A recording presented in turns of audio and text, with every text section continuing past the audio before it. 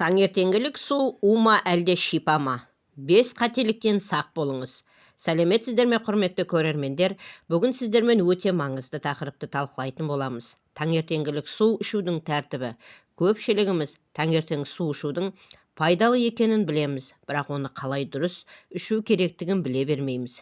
Егер сіз су ішкен кезде осы 5 қателікті жіберсеңіз, таңертеңгілік су уға айналады. Иә, дұрыс естідіңіздер. Пайдалы деп жүрген әдетіміз кері әсерін тигізуі мүмкін. Сондықтан бүгінгі видеода біз осы қателіктерді жіктеп, оларды денсаулыққа қандай зиян келтіретінін және оларды қалай болдырмауға болатынын егжей-тегжейлі қарастыратын боламыз. Таңертеңгілік бір стақан су бұл біздің ағзамыз үшін нағыз ояту қоңырауы іспеттес. Ол түнгі ұйқыдан кейінгі сусызданған денеге ылғал беріп, зат алмасу процесін іске қосады. Ас қорыту жүйесін дайындайды және жалпы сергектік сыйлайды. Алайда осы қарапайым ғана рәсімнің өзіндік ережелері бар. Егер біз осы ережелерді ескермесек, онда күткен пайдамыздың орнына байқаусызда денсаулығымызға зиян келтіріп алуымыз ықтимал. Бұл ақпарат әрқайсымыз үшін маңызды, себебі дұрыс әдеттер сауатты өмір салтының негізі. Бүгінгі видеомыздың мақсаты сіздерге таңертеңгілік су ішудің барлық қыр-сырын ашып көрсету. Біз тек қателіктерді атап қана қоймай, әрқайсысының себеп-салдарын талдап, оларды түзетудің нақты жолдарын ұсынамыз. Осы арқылы сіздер таңертеңгілік судың барлық пайдасын мейлінше сезініп, күні бойы сергек әрі сау жүретін боласыздар. Ендеше назарларыңызды экранға аударып, бізбен бірге болыңыздар. Өйткені денсаулық біздің басты байлығымыз. Дайын болсаңыздар, бастайық. Бірінші қателік – су ішудің дұрыс уақытын білмеу. Бірінші және ең жиі кездесетін қателік – бұл таңертеңгілік суды ішудің оңтайлы уақытын дұрыс таңдамау. Көптеген адамдар таңертеңгілік тұра сала басқа шаруаларға кірісіп кетіп, су ішуді ұмытып кетеді. Алайда есте ұстаңыздар, таңертеңгілік су ішудің ең жақсы уақыты бұл сіздің оянғаннан кейінгі алғашқы сәтіңіз, яғни төсектен тұрып, беті-қолды жуғаннан кейін бірден бір стақан су ішкен абзал. Дәл осы кезде ағзаңыз түнгі ұйқыдан кейін қатты сусызданған болады және оған шұғыл түрде ылғал қажет. Бұл су сіздің ішкі мүшелеріңізді оятып, олардың жұмысын реттеуге көмектеседі. Сондай-ақ метаболизм процестерін жеңілдетіп, күні бойы сергек жүруіңіздің негізін қалайды. Егер сіз суды оянғаннан кейін бірден ішпесеңіз, мысалы, таңғы асқа дейін жарты сағат немесе 1 сағат өткізіп алсаңыз, онда оның пайдалы әсері едәуір төмендейді. Ағзаның қажетті ылғалды уақытында ала алмай, метаболизм баяу басталады. Бұл өз кезегінде күні бойы шаршаңқылық сезімін тудырады. Сонымен қатар ұзақ уақыт су ішпеу ас қорыту жүйесінің таңғы асқа дайын болмауына әкеліп, тамақтың дұрыс қорытылуына кедергі келтіреді. Сондықтан таңертеңгілік суды алтын уақытты ішудің әдетке айналдырыңыз. Бұл қарапайым ғана әрекет сіздің жалпы денсаулығыңызға орасан зор оң әсерін тигізеді. Ұмытпаңыз, таңғы ояну бұл ағзаны жаңа күнге дайындаудың бастамасы, ал су осы дайындықтың маңызды элементі. Екінші қателік – судың температурасын елемеу. Екінші кең таралған қателік – ішетін судың температурасына мән бермеу. Кейбіреулер таңертең мұздай су ішкенді ұнатса, енді біреулер ыстық суды жөн көреді. Алайда денсаулық тұрғысынан алғанда екі жағдайда оңтайлы емес. Таңертеңгілік су тым суық немесе тым ыстық болмауы керек. Ең дұрысы бөлме температурасындағы немесе сәл жылырақ су ішу керек. Неліктен дейсіз ғой? Себебі өте суық су ағза үшін нағыз күйзеліс болып табылады. Ол асқазан мен ішек жолдарының қан тамырларын кенеттен тарылтып, ас қорыту процесін баяулатады. Сонымен қатар мұздай су тамақтың шырышты қабатын тітіркендіріп, иммунитетті әлсіретеді. Ал тым ыстық суға келетін болсақ, ол да пайдалы емес.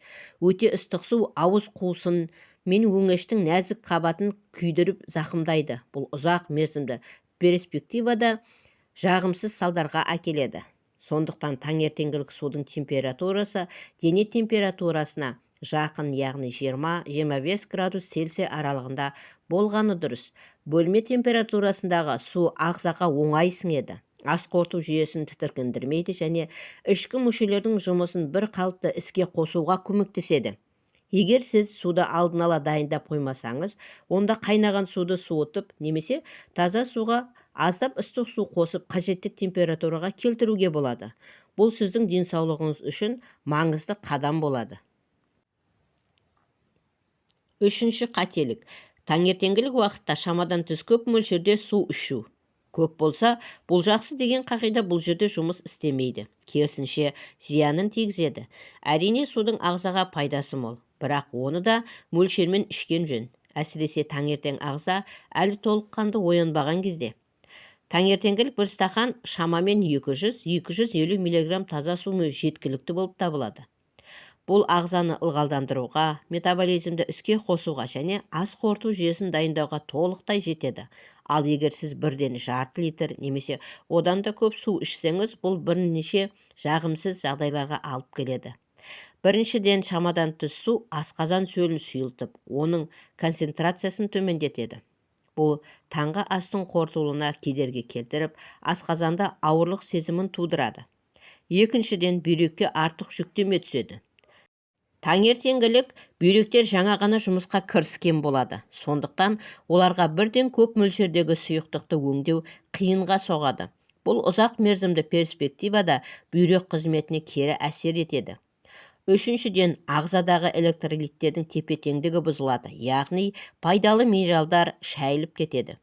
Сондықтан таңертеңгілік су ішуде алтын ортаны сақтаған жөн. Бір стақан таза бөлме температурасындағы су, міне сіздің таңыңыздың негізі осы болуы керек. Төртінші қателік. Таңертеңгілік тамақтан бұрын су ішпеу.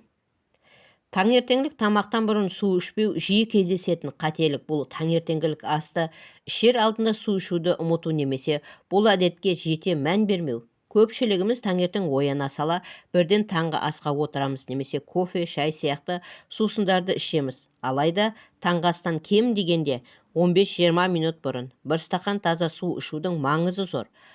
Бұл қателік, яғни тамақ алдында су ішпеу ас қорыту жүйесінің дұрыс жұмыс істеуіне кері әсерін тигізеді.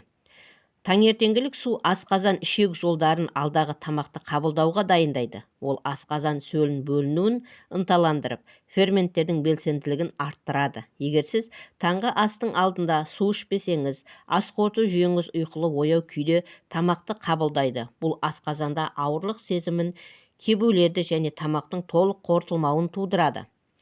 Нәтижесінде ағза тамақтан алатын пайдалы заттарды толықтай сіңіре алмайды. Сонымен қатар, таңғы астың алдында ішілген су ағзаны токсиндерден тазартуға көмектесіп, ішектердің жұмысын жақсартады.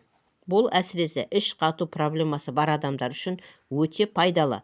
Сондықтан таңғы асыңызды бастамас бұрын міндетті түрде бір стақан жылы немесе бөлме температурасындағы су ішуді әдетке айналдырыңыз.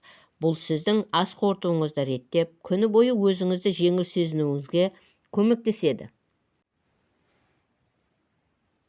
Бесінші қателік. Ішетін судың сапасына мән бермеу. Бесінші, бірақ маңыздылығы жағынан кем түспейтін қателік. Ішетін судың сапасына тиісті деңгейде көңіл бөлмеу. Біз күнделікті өмірде судың сапасы туралы көп ойлана бермеуіміз мүмкін. Алайда таңертең аш қарынға ішетін суыңыздың таза әрі сапалы болуы өте маңызды. Себебі бұл су ағзаға бірінші болып түседі және оның барлық жасушаларға тарайды.